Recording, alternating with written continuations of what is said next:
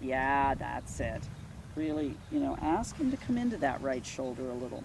And that's probably not a place that is easy for you to want to be there because you don't stay on the right as easily. So, you want to try to get your hip a little right even when you're going left. Not hanging right, but I think it would take a lot to get you there.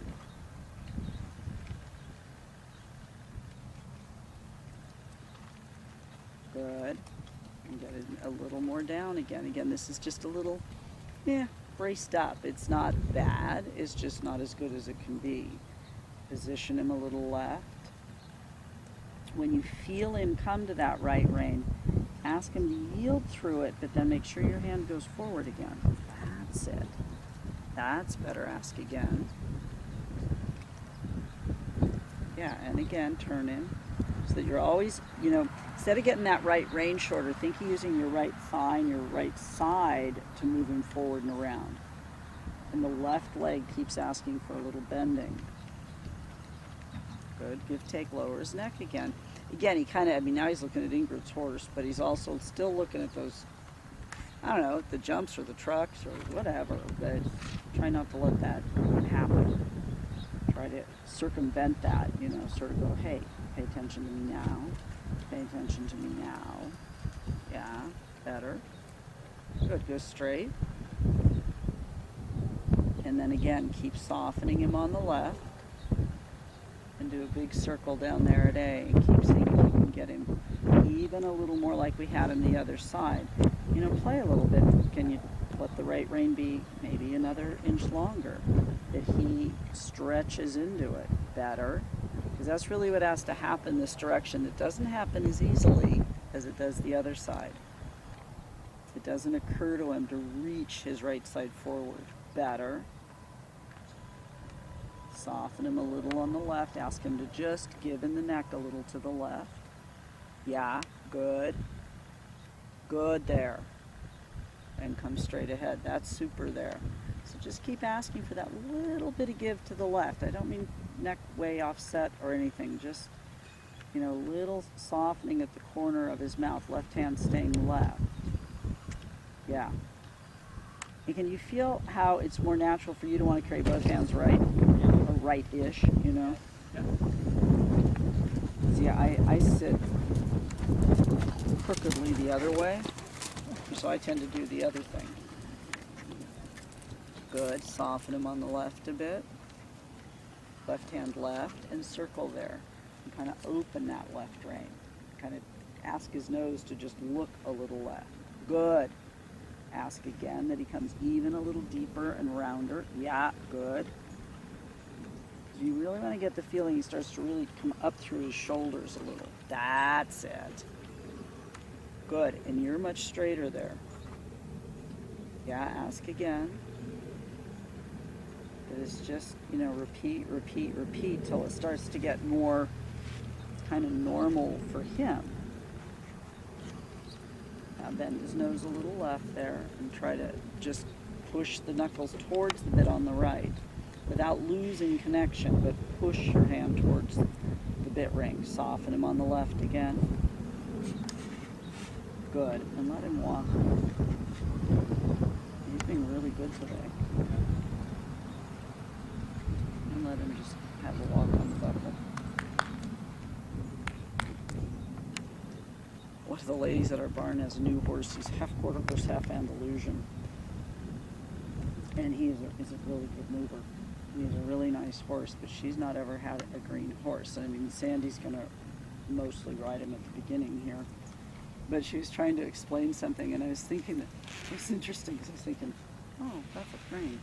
In a heartbeat, she said, really let him be on the buckle. And the lady's just like too edgy to do that. And she said, she said a lot of cowboys, and I was thinking that's what you do, is they keep their hand forward and they keep like their reins in one hand but forward like this, and you're essentially on the buckle from the horse's point of view, but you're able to grab if you have to. And I see you doing that with the younger horses sometimes. Because you have your reins fairly short and your hand's very forward, so it's kind of like riding on the buckle, but you're not on the buckle enough that if something goes amiss, you're like in deep doo-doo. And him, I think you can probably trust to be on the buckle out here at this point, I would hope.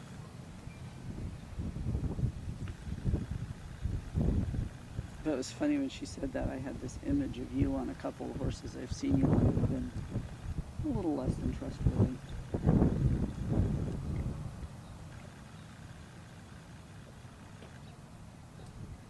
You know, because it'd be nice if he would walk when you do this and put his neck down and trust a little bit more. And I don't mean that he's not trusting you, he just doesn't trust the whole situation.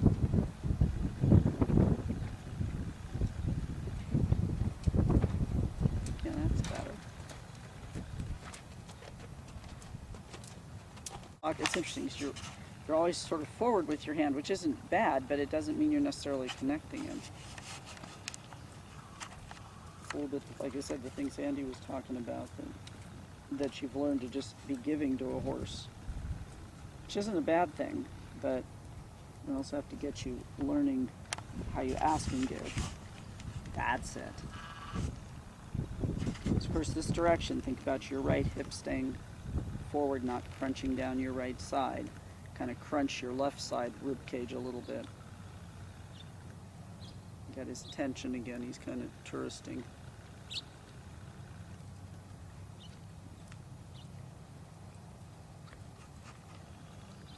Good. And then when you're ready, again, ask him to trot. And again, think about him staying connected there, keeping that outside rein.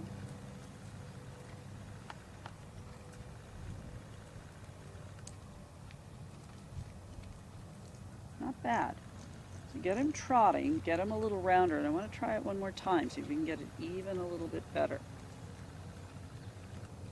So this direction, be very aware you don't carry that right hand a little down and a little too much in. And that doesn't mean he can't look to the right, but we just don't want him over bending to the right. And get him a little more attentive, that one ear comes back to you a little bit more. Good. Down in that outside rein again. That's just a little too what I would call pleasure hacky. I mean, it's nothing bad, but I'd like him working a little more in his muscles. A little more down into that outside rein. But there's a little more connection when you put the inner leg on. He gives to that outside rein. And then stretches to it, not just that he sucks off of it. Better. Better. And then transition to walk. We'll do the transition up again. Pooing time.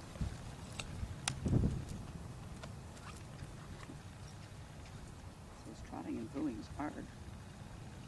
So again, keep that outside rein. Yeah, get him a little rounder there in the walk, that he's not kind of pushing up. Give to him when he's down. Try not to sort of throw him away when he's up. That's it. That's it. And then when you ask him to trot, the same idea. You don't want to give to him just to go to trot any old which way. You want him to understand that he has to stay through and that you give when he stays down. Nope, nope, nope. He starts to kind of, again, not be attentive to a light aid. Correct him for that, and then still make a light aid. If you have to push and he sort of staggers into it, it's not going to be nice. Yeah, that's better. You know, and that's just something where you have to be so conscious that you don't use a strong aid with the horse. It's real easy with the green ones especially to go, okay, I'll help you here. And even while you're trotting along, if you feel like you're having to make too much of a